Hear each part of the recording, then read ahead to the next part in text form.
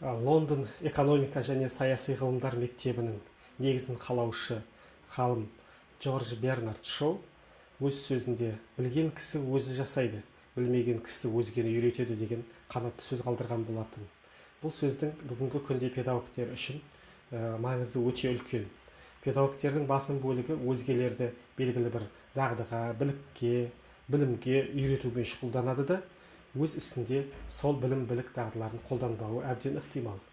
Өзгеден бұрын, үйренушіден, өзінің студенті менен оқушысынан бұрын педагог сол инновациялық технологияларды, компьютердің мүмкіншілігін, интернет мүмкіншілігін бірінші кезекте өзінің жеке бас мәселелерін шешуге қолдана білуге тиіс.